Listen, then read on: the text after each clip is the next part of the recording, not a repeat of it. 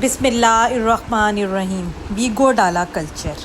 کبھی کبھی وہ آواز جو آپ کے دل کی آواز ہو اور وہ کسی صاحب اقتدار کے منہ سے نکلے تو آپ کو ایسا لگتا ہے کہ ٹھنڈی ہوا کا جھونکا آپ کے پاس سے گزرا ہے۔ وزیر دفاع خواجہ محمد آصف نے قومی اسمبلی کے اجلاس میں ملک میں عام ہونے والے ویگو ڈالا کلچر پر سخت تنقید کرتے ہوئے اس پر فوری پابندی عائد کرنے کا مطالبہ کیا ہے۔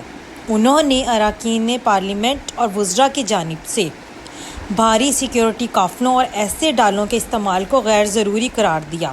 انہوں نے مزید کہا کہ پارلیمنٹ اور سڑکوں پر ویگو ڈالوں کا استعمال ایک بےہودگی ہے اور ویگو ڈالوں کا استعمال طاقت کے اظہار کے لیے کیا جاتا ہے جس کا خاتمہ ہونا چاہیے۔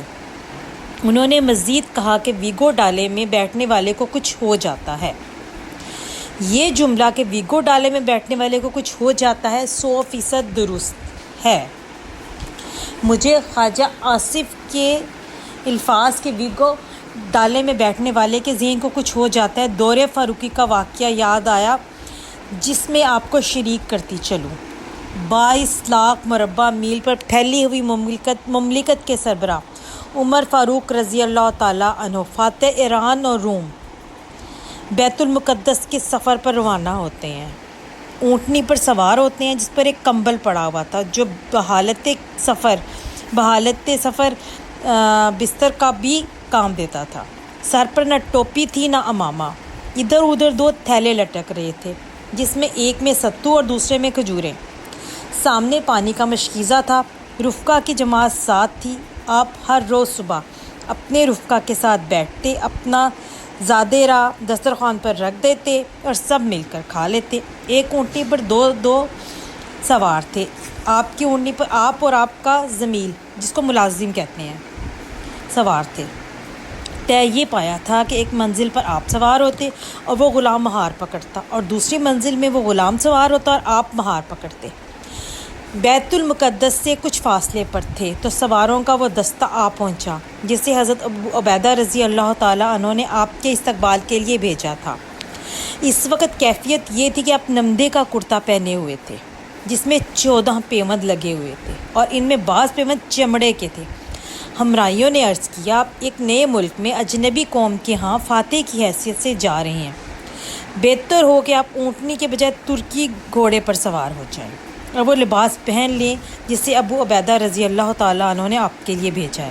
آپ نے ان کا مشورہ قبول فرمایا اور وہ لباس فاخرہ پہن کر ترکی گھوڑے پر سوار ہو گئے۔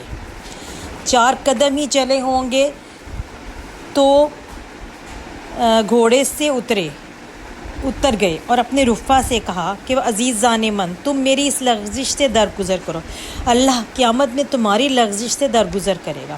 جس تکبر نے اس وقت میرے دل میں راہ پائی وہ یقیناً تمہارے امیر کو ہلاک کر دیتے۔ اس کے بعد وہ پوشاک اتار کر پھر وہی پیوند لگے کپڑے پہن لیے۔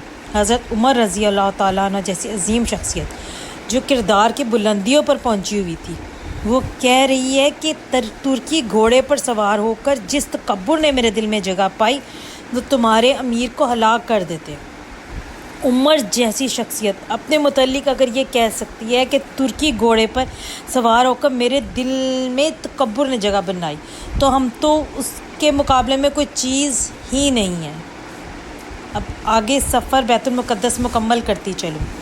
آگے گئے تو حضرت ابو عبیدہ رضی اللہ تعالیٰ عنہ، حضرت خالد بن ولید اور حضرت یزید بن سفیان رضی اللہ تعالیٰ عنہ آپ کے استقبال کے لیے گئے تو انہوں نے ریشمی کرتے پہن رکھے تھے۔ آپ نے دیکھا تو سخت برافروختہ ہوئے اور کہا کہ تم لوگ اتنی جلدی بدل گئے، تم نے 2 ہی برس میں اس قسم کی تن آسانی اختیار کر لی۔ اگر تمہارا یہی طرز عمل رہا تو خدا کی قسم خدا تمہاری جگہ دوسری قوم لے آئے گا، وہ تمہاری حکومت اسے دے دے گا۔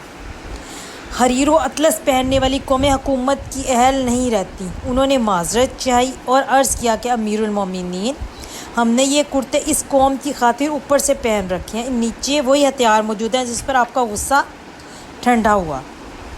شاہانہ جلوس جب بیت المقدس میں داخل ہوا تو استقبال کے اس قوم کا سردار آیا آپ نے اس سے فرمایا کہ سفر کی وجہ سے میرا کرتا پھٹ گیا ہے، اسے دھو بھی دیجئے اور سی بھی لائیے، اتنی مدت کے لیے مجھے کوئی اور کرتا دے دیجئے۔ اس نے وہ کرتا دھو بھی دیا اور سی بھی دیا اور ایک اور کرتا بھی تیار کر دیا کہ آپ اسے قبول فرمائیے۔ آپ نے اپنا کرتا پہن لیا اور اس کا کرتا واپس کرتے ہوئے فرمایا کہ میرا کرتا زیادہ پسینہ جذب کرتا ہے۔ اس پر اس پادری نے کہا، آپ شہر میں داخل ہو رہے ہیں، اچھے کپڑے پہن لیجئے، اس سے آپ کی عزت رومیوں کی نگاہوں میں بڑھے گی۔